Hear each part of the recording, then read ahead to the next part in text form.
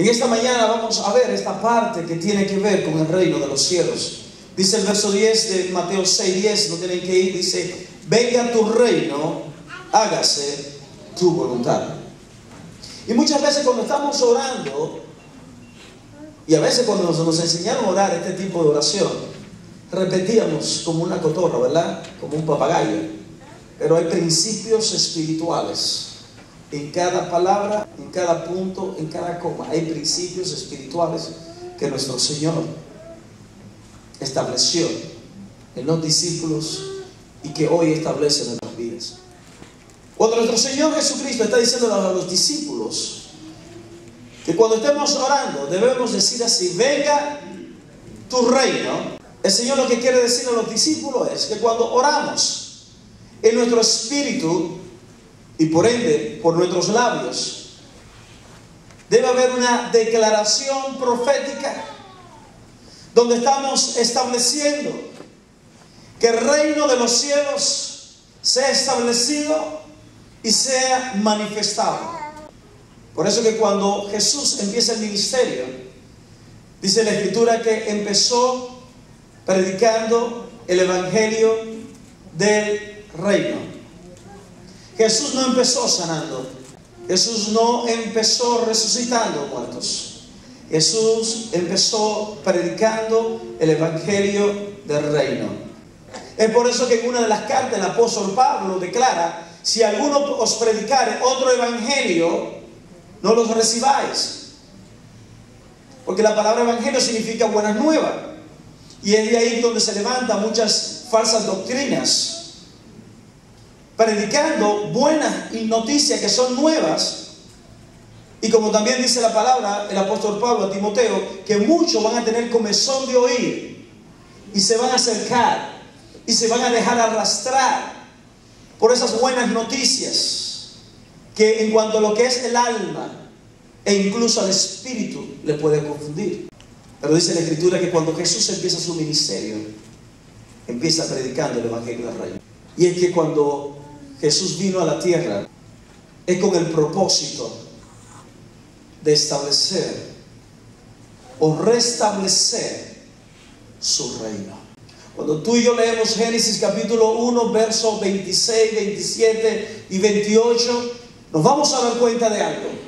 Dice la Escritura en ese pasaje de Génesis que Dios, cuando crea toda la tierra, Dios lo que estaba haciendo era preparando el ambiente para luego establecer al hombre y que el hombre le representase a él. Cuando la Trinidad, Dios Padre, Hijo y Espíritu Santo, en Génesis dice: hagamos al hombre a nuestra imagen y semejanza.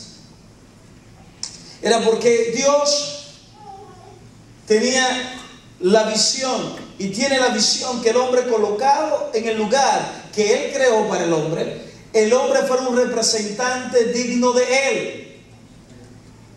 Y como Él es el rey de toda la creación, Él entonces iba a establecer un representante en la tierra, en el plano humano, que representase el reino de Él. Y es por eso que cuando el hombre peca, lo que el hombre pierde es la autoridad del reino. El hombre pierde la comunión con el Padre. El hombre pierde el dominio que le fue entregado. Recuerden que dice la Escritura que desde antes de la fundación del mundo Dios se proveyó cordero. Es decir, que desde antes de la fundación del mundo ya Dios había provisto el mecanismo para restablecer su reino una vez que el hombre lo perdiera. Cuando Dios manifiesta esto a través de Jesús, el propósito no era darle sanidad al hombre. Podemos ver cómo en todo el Antiguo Testamento vemos intervenciones de Dios donde el hombre recibía sanidad. Entonces Jesús no vino a la tierra para sanar a los enfermos. Eliseo sanó enfermos. Elías lo hizo. El propósito de Jesús no fue resucitar muertos. Eliseo lo hizo. Elías lo hizo. ¿Qué vino Jesús a establecer? Su reino.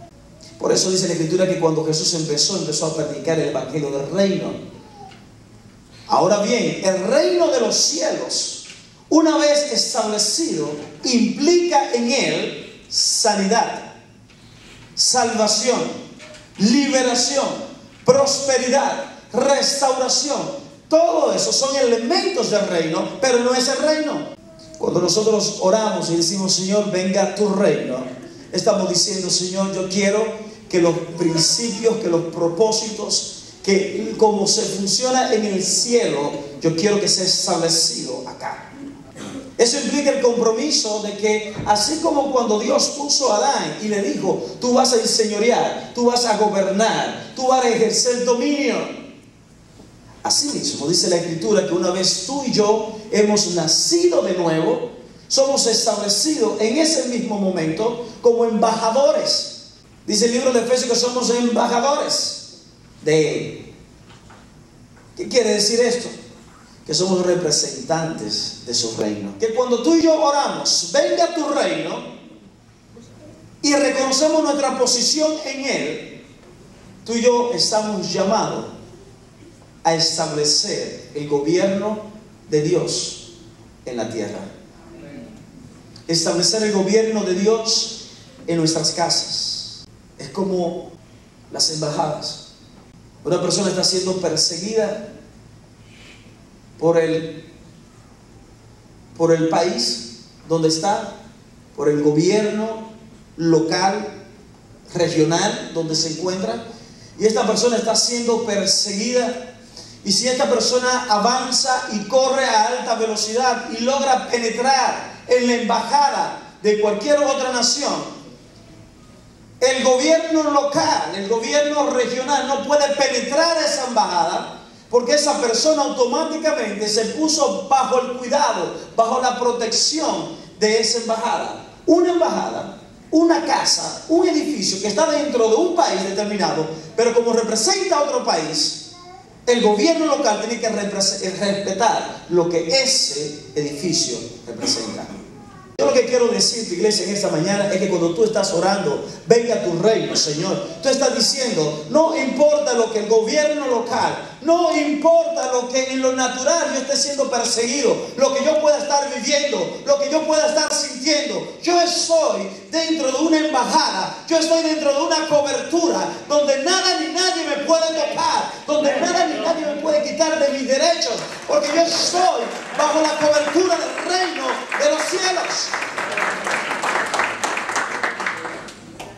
Cuando tú oras, venga tu reino, tú estás diciendo, Señor, yo quiero que tus principios, tu poder, tu gloria, tu autoridad sea establecida. Sea establecida. La pregunta en esta mañana es, ¿qué estás haciendo tú para que ese reino sea establecido? Pero ¿cómo tú estás estableciendo el reino? ¿Cómo tú lo estás haciendo? Tu vida refleja que tú perteneces al reino. En un momento el Señor declara, este pueblo de labios me honran, mas su corazón está lejos de mí. No hacemos nada, compararnos aquí y comenzar a hablar en lengua, comenzar a danzar, comenzar a brincar y hacer tantas cosas como podemos hacer que puedan reflejar cierto nivel de piedad en nosotros, y cuando bajamos o cuando andamos por ahí nos comportamos no como un representante del reino, sino como uno más del montón, cuando Dios lo que quiere es que cuando lleguemos a un lugar la persona tenga que reconocer que alguien de la realeza ha entrado. La pregunta es, cuando tú estás llegando a un lugar en el ámbito espiritual, las cosas son cambiadas porque alguien de la realeza se aproxima. Cuando tú estás llegando a un lugar, ¿cuál es la reacción en el ramo espiritual de los demonios? ¿Comienzan a temblar o se sienten cómodos? Cuando Jesús llegaba a un lugar, dice la Escritura que los demonios se le acercaban y le decían, ¿qué tú tienes contra nosotros? ¿Por qué tú vienes a atormentarnos? Jesús no ni siquiera le había hablado nada. Vemos Lucas capítulo 4 verso 18 que Jesús empieza el ministerio. Él dice, el Espíritu de Dios está sobre mí y me ha ungido para, y comienza a describir el propósito de la unción. Yo quiero decirte que en el momento que tú naces de nuevo, tú eres ungido, tú eres ungida por Dios. Y la misma unción que descansaba sobre Jesús, esa misma unción va a reposar o reposa sobre tu vida. Y la pregunta es, cuando tú llegas, tú también vas a trastornar las cosas como Jesús lo hacía a causa de la unción que viene en Él, porque esa unción está en ti. El tema es si está activado o no. Por eso que cuando oremos, venga tu reino, tenemos que tener la disposición de activar eso que ya Dios puso, depositó en nosotros. Fíjense algo, Jesús no entró en sentar a los discípulos de Juan y comenzar a convencerlo. Jesús no entró en una discusión teórica.